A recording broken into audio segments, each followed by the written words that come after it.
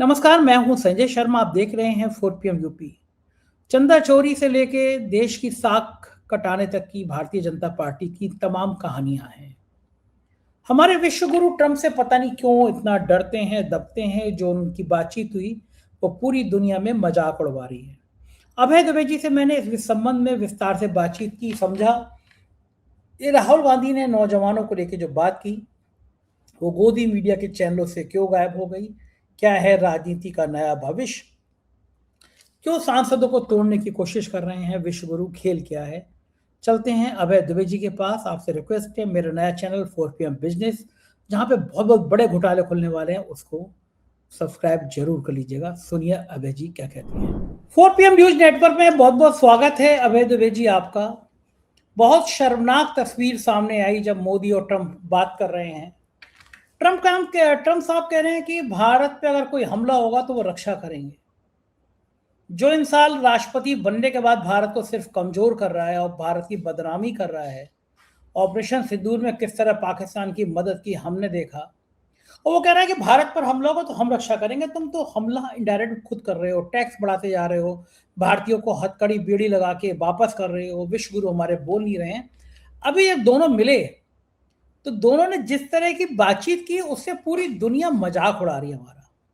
पत्रकारों ने पूछा कि 3 नाविक हमारे मारे अमेरिका के हमले में, उसके जवाब में व्यंग्यात्मक भाषा, और हमारे प्रधानमंत्री जी कड़े शब्दों में 56 इंच के सीने के साथ ट्रंप से ये नहीं कह पाए कि आपकी हिम्मत कैसे होगी, हमारे भारतीय 3 लोगों की हत्या की है आपने।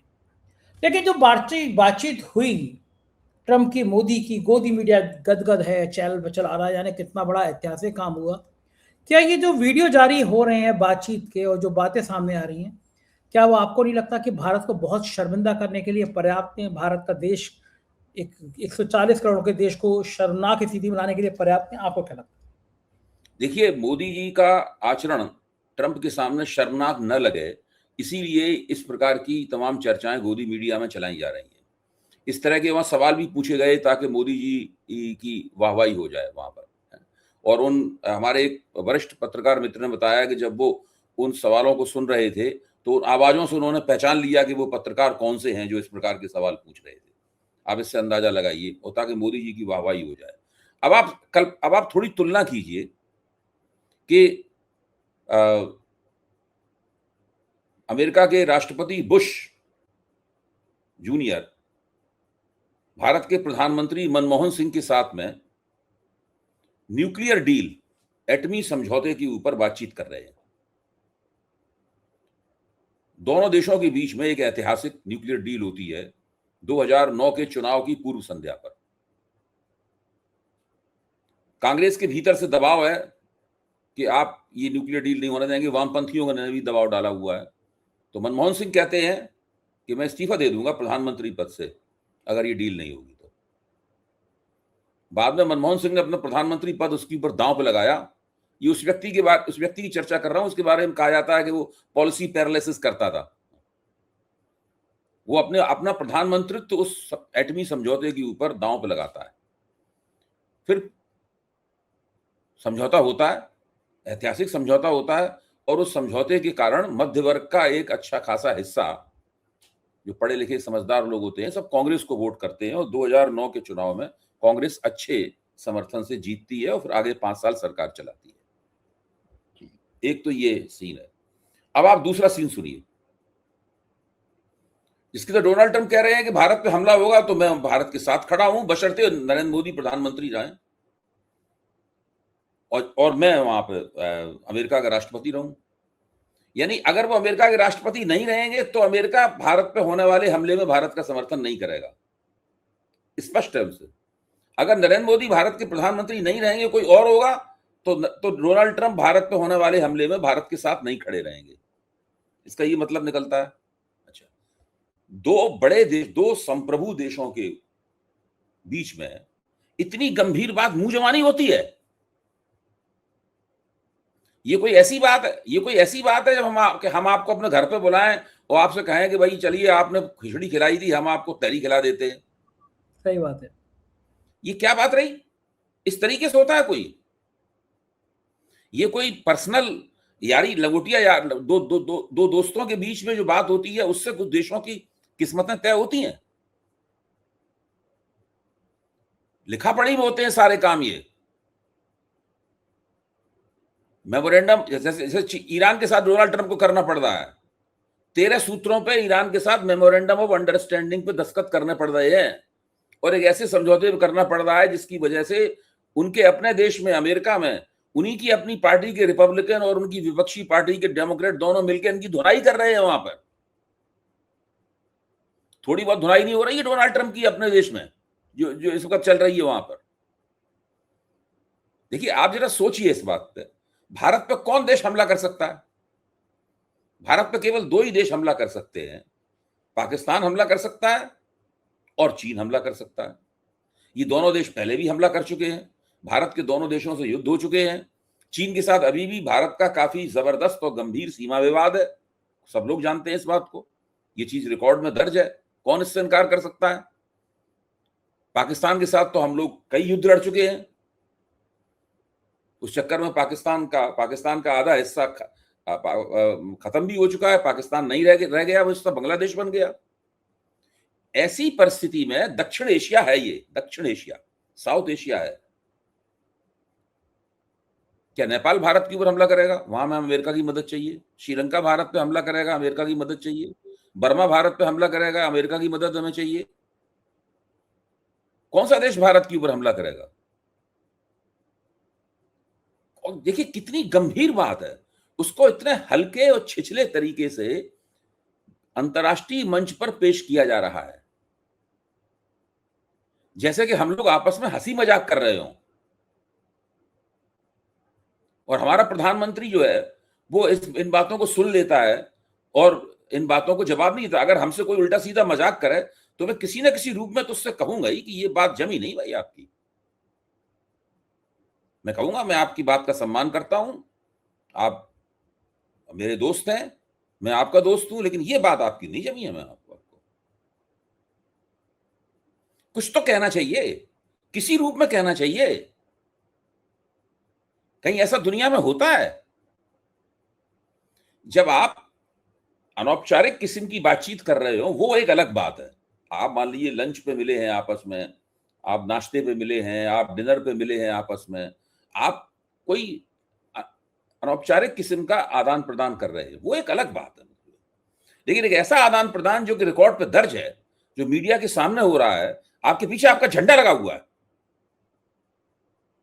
डोनाल्ड ट्रंप के पीछे अमेरिका का झंडा लगा हुआ है, आपके साथ लाइन में आपके विदेश मंत्री बैठे हुए हैं, आपके राष्ट्रीय सुरक्षा सलाहकार बैठे हुए हैं, आपके विदेश सचिव बैठे हुए हैं, अजीत डोभाल, जयशंकर और मिस्त्री, विक्रम मिस्त्री, ये तीनों बैठे हुए हैं मिस्त्री आपके सामने। और डोनाल्ड ट्रंप के सामने उनके विदेश मंत्री ये सब बैठे हुए हैं वहां पे। आप सोचिए इतने ऐसे गंभीर माहौल में जहां सब बातें औपचारिक होती हैं, लिखित रूप से होती हैं, दस्तावेज बंद होता है, रिकॉर्ड बनता है, इतिहास में जाता है, वहां पर अमेरिका का राष्ट्रपति और भारत के प्रधानमंत्री छिछली किस्म की हल्की बातें कर रहे हैं ताकि मीडिया में उनकी वाहवाही हो सके। कितनी इच्छा है मीडिया में वाहवाही करवाने की? 12 साल हो गए मीडिया में वाहवाही हो रही, 12 साल से मुतवातिर ये व्यक्ति मीडिया में अपनी वाहवाही करवा रहा है। सोचिए आप जरा, कितना करवाएगा वाहवाही? कोई हर चीज की कोई सीमा होती है। कोई भी मौका हो, हर जगह तस्वीर खिंचवानी है, हर जगह चेहरा चमकाना है, हर जगह खीसें दिखानी है, हर जगह हाथ हिलाने हैं, हर जगह अपनी वाहवाही करवानी है। बेवकूफ और जलील किस्म के पत्रकार वहां पर जाकर इस तरह के घटिया सवाल पूछते हैं। खुद भी नहीं लगता कि तमाम दुनिया में गंभीर लोगों के सामने हम गंभीर लोग कितने भारत के प्रधानमंत्री के आचरण से कितने शर्मसार हो गए हो। एक मूर्ख किस्म का फिल्म एक्टर बैठा हुआ है इंटरव्यू लेने के लिए, आप कल्पना की, वो पूछ रहा है कि आप आम छील के खाते हैं, काट के खाते हैं, मतलब इस प्रकार की तमाम बातें होती हैं।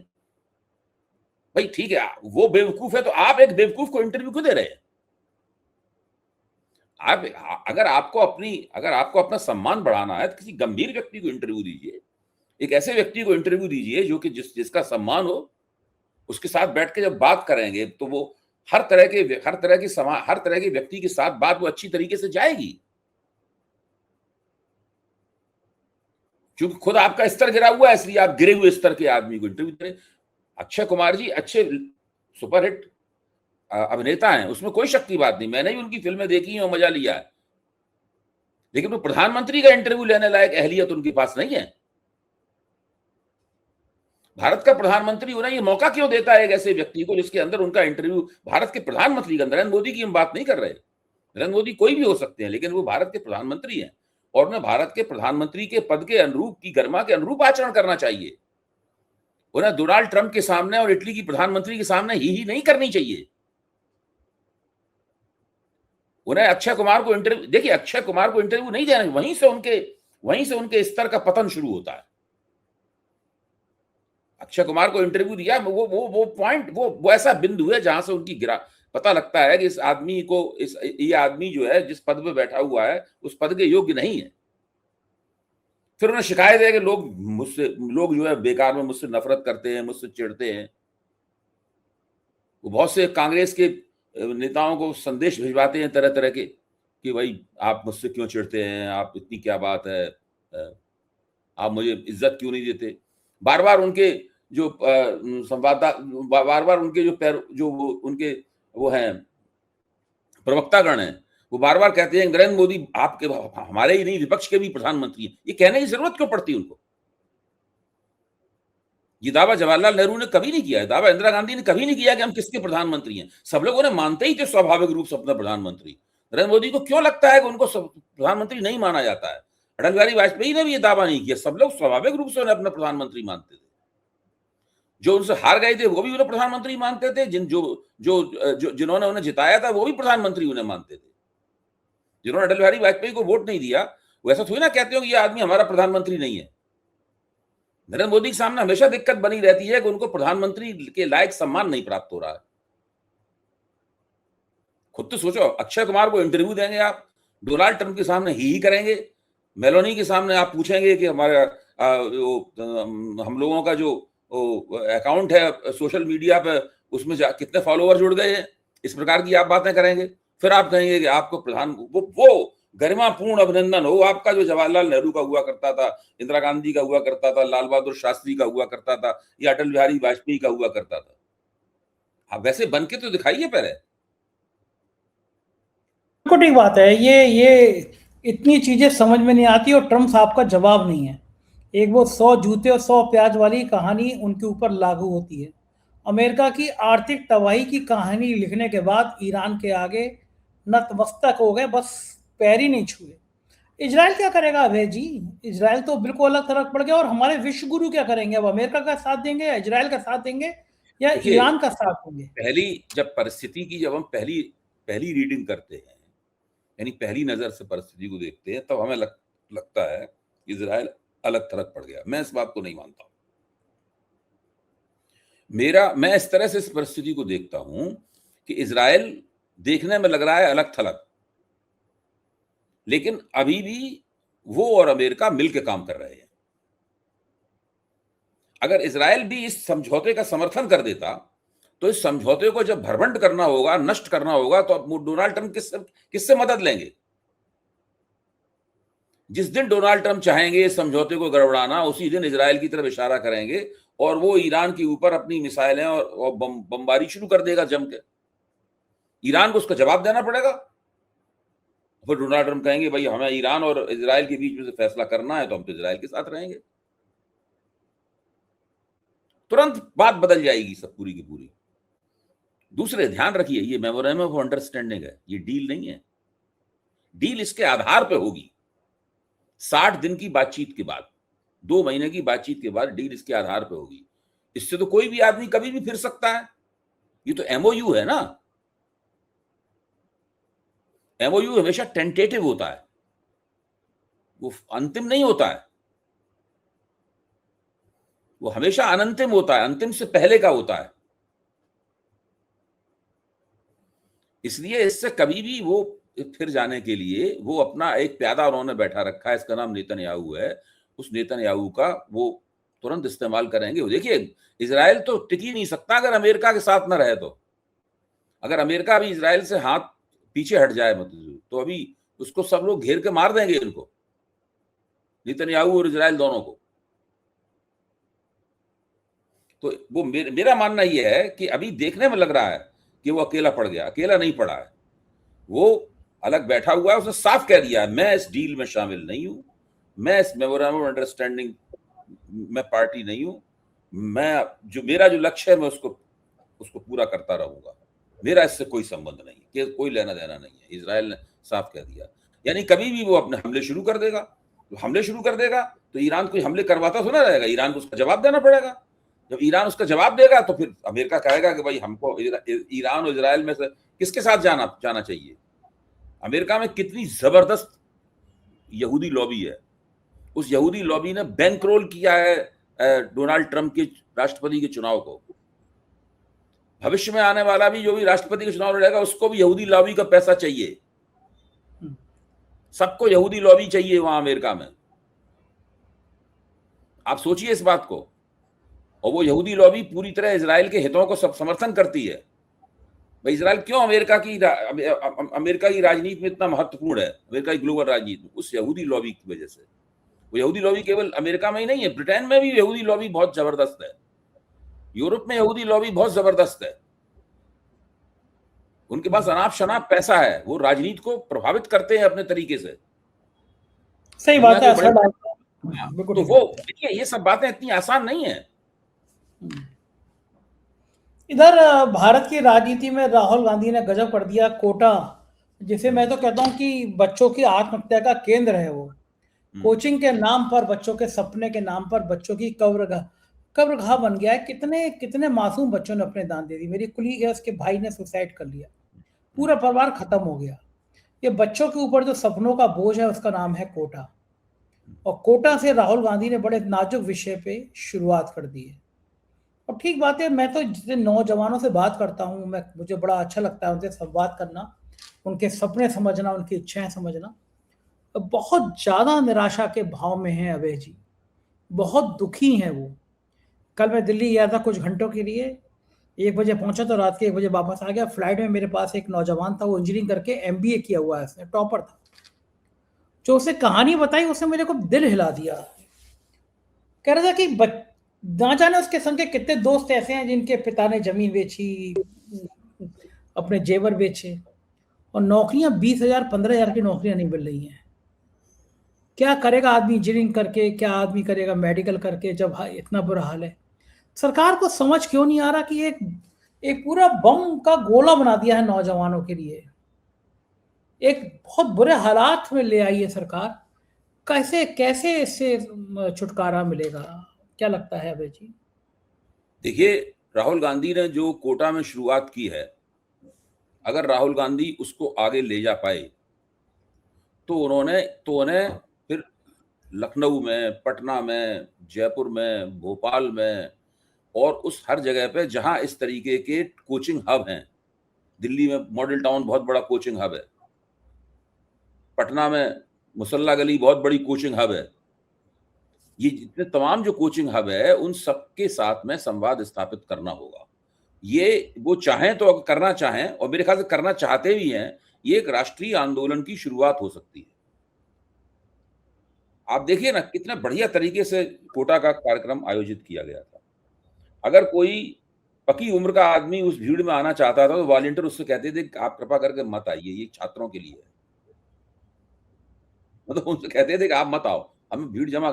वो राहुल गांधी चाहते थे और कांग्रेस चाहती थी कि 10,000 के करीब छात्र जमा हो वहां पर, और छात्रों से अनुरोध किया गया था कि वो अपने अपने कोचिंग सेंटर की टी-शर्ट्स पहन के आए। छात्र वो टी-शर्ट पहन के आए थे। जब राहुल गांधी वहां पहुंचे तो करीब 3-4 हजार छात्र जमा थे, तो राहुल गांधी ने 3,000 का फिगर लिया। उन्होंने एक डॉट दिखाया स्क्रीन पे और बोले ये डॉट एक व्यक्ति है। फिर बहुत सारे डॉट दिखाए, ये 3,000 डॉट हैं। फिर बताया कि 3,000 में से कितने लोग IAS बन पाएंगे, कितने लोग इसमें IIT में जा पाएंगे, कितने लोग क्या बन पाएंगे, ये सब उन्होंने बता के फिर अपने आंकड़े पेश किए। इससे सब लोग स्तब्ध रह गए। तो बहुत ही महत्वपूर्ण और बहुत बढ़िया कदम उठाया है राहुल गांधी ने, बहुत ही होशियारी से उठाया है। बहुत तैयारी करके वो गए थे, ऐसी तैयारी करके गए थे, इससे उन्होंने नतीजे निकाले, आंकड़े देखे, नतीजे चौंका देने वाले थे। और जैसे जैसे राहुल गांधी इस काम को आगे बढ़ाएंगे अगले 6 महीने में, मुझे पक्का यकीन है एक इतना बड़ा समर्थक दल उनका बनेगा। उन्होंने कोई नरेंद्र मोदी का नाम नहीं लिया, भारतीय जनता पार्टी की कोई आलोचना नहीं की, कुछ नहीं कहा, चुनाव की कोई बात नहीं की, कुछ नहीं, सवाल उठाया ही नहीं। उन्होंने केवल शिक्षा व्यवस्था का सवाल उठाया, उन्होंने केवल छात्रों और उसकी शिकंजे में किस तरह छात्र फंसे हुए हैं। उनका कहना था कि ये सिलेक्शन सिस्टम नहीं है, ये रिजेक्शन सिस्टम है। उन्होंने साफ तौर पर कहा कि ये वसूलियाबी सिस्टम है, एक्सटॉर्शन है लोगों से। केवल नीट परीक्षा में 22 लाख छात्र बैठते हैं, वो 1.3 लाख करोड़ रुपए उनके माँ बाप खर्च करते हैं, जो हमारे केंद्र सरकार के शिक्षा मंत्रालय के बजट के बराबर है। इस तरह के उन्होंने आश्चर्यचकित करने वाले आंकड़े पेश किए। मैं तो समझता हूं कि एक बहुत बड़ी उन्होंने शुरुआत की है। अब कांग्रेस वाले जानते होंगे, कांग्रेस के भीतर बैठे लोग जानते होंगे कि वो इस शुरुआत को कहां तक ले जाएंगे, और सरकार जानती थी कि ये आदमी कुछ खास करने वाला है, इसलिए सख्त हिदायत थी हर मीडिया मंच को जो सरकार का समर्थक है कि एक शब्द इसके बारे में नहीं बोलना और बताना। कंप्लीट ब्लैकआउट इसको बोलते हैं, कंप्लीट ब्लैकआउट। एक बार फिर कह रहा हूं, बिल्कुल कोई खबर नहीं दिखाई, कुछ नहीं किया, और अखबारों में भी अंदर के पेजों में खबर छपी है ये, ताकि कोई पढ़ ना पाए इस खबर को। एक तरफ एक नेता है जो छात्रों की, नौजवानों की ऐसी बातें कर रहा है, और दूसरी तरफ एक नेता है जो कह रहा है कि अब्दुल की चूड़ी टाइट हो गई, नहीं हो गई, मुसलमानों ने ये कर दिया, बांग्लादेश शरणार्थ। बहुत लंबे अरसे से इस प्रकार की उल जलूल बातें, घटिया किस्म की बातें और आपत्तिजनक बातें लोगों की तरफ से की जा रही हैं। मुझे तो लगता है कि पब्लिक इन सब बातों से आजिज आ चुकी है। पब्लिक के पास कौन झंझट में पड़ा, कौन इनसे लड़े आगे, इसकी कोई कुछ कहता नहीं है, लेकिन मन में लोगों की बात पक रही है। अब लोग इन बातों पर नहीं। भाजपा अभी भी मानती है कि जितना मुसलमानों के खिलाफ बोलेगी, मुसलमानों के खिलाफ घृणा का प्रचार करेगी, उतना ही उसकी सत्ता सुरक्षित होने की संभावना बढ़ेगी, ऐसा भाजपा अभी भी मानती है। ठीक है, उसको मानने दीजिए, वक्त आएगा तो फिर देखेंगे। हम भी 2024 में भी एक वक्त आया था, तब भी हमने देखा था, हम 2029 में भी देखेंगे। अच्छा, ये चंद्रबाबू नायडू और नीतीश ने पलड़ा झाड़ना है क्या, जो सांसदों को तोड़ने में लग गए? उद्धव ठाकरे के सांसद तोड़ दिए, गोदी मीडिया कह रहा है अखिलेश यादव के सांसद तोड़ देंगे। इसमें क्या है कि इनके लिए एसआईआर के साथ में परिसीमन करना बहुत जरूरी है। उस परिसीमन करने की, अपने मन का परिसीमन करने के लिए इनको चाहिए 2/3 बहुमत। वो 2/3 बहुमत इनके पास है नहीं। अभी भी इतना सब तोड़फोड़ करने के बाद में 2/3 बहुमत से ही 40 से ज्यादा सीटें पीछे हैं। तो अभी ये धीरे धीरे करके कोशिश कर रहे हैं, देखिए कहां तक जाता है इनका मामला। और लिहाज नाम की कोई चीज इनके पास रही नहीं है कभी, अभी भी नहीं है। तो जो कुछ काम कर रहे हैं निर्लज्जता पूर्वक हो रहा है। भारतीय राजनीति के सबसे ज्यादा निर्लज्ज लोग जो हैं इस काम को करने में लगे हुए हैं। कितने शर्म की बात है, इसको करने से अपनी पीठ को ठोंकते हैं, वाहवाही है उनके लिए। और है भी कितनी शर्म की बात है। आप लड़ो किसी से, जीतो किसी से, चले कहीं और जाओ। नेताओं के अंदर तो कोई नैतिकता, कोई इज्जत, कुछ बचा ही नहीं है। कुछ नहीं, दल बदल कानून को कैसे झांसा दिया जाए, कैसे उसकी चक्कर में फंसे बिना पतली गली से निकल के ये सब काम किए जाएं, इसके लिए बहुत सारे हथकंडे इस्तेमाल किए गए। इस बार नए हथकंडे इस्तेमाल किए जा रहे हैं। ठीक बात है, और हम सब लोग बस विवश हैं कि इन हथकंडों को देखते रहें, विश्व गुरु की लंबी लंबी कहानियां सुनते रहें। बहुत बहुत शुक्रिया अभय जी, आपने मुझसे बातचीत की। Thank you sir. ये थे अभय दुबे जी। पूरी बातचीत आपने सुनी, राजनीति के तंत्र को समझा और देखा कि विश्व गुरु की ऐसी कमजोर हालत क्यों है। मैं एक बार फिर याद दिला दूं कि बहुत बड़े कारपोरेट के घोटाले छुपा दिए जाते हैं, बताए नहीं जाते। 4PM बिजनेस जिसका आप लोग देख रहे हैं, ये मेरा नया चैनल है। एक 15 लाख करोड़ से ज्यादा के घोटालों के आरोपी राजेश टेक्सटाइल की खबरें गायब करा दी गई गोदी मीडिया से। फिर याद दिला रहा हूं आपको ये बात, लेकिन 4PM बिजनेस में ये पूरी पड़ताल मौजूद है। बहुत जल्दी मैं देश के सबसे बड़े बैंक ICICI के घोटालों की कहानी लाने वाला हूं। इस बैंक के खिलाफ देश का कोई मीडिया हाउस बोलता नहीं है। तो जल्दी से YouTube खोलिए, 4PM बिजनेस ऑन करिए, सब्सक्राइब करिए और देश के ऐसे काले कारनामों की कहानी मुझसे सुनते रहिए। शुक्रिया, थैंक यू।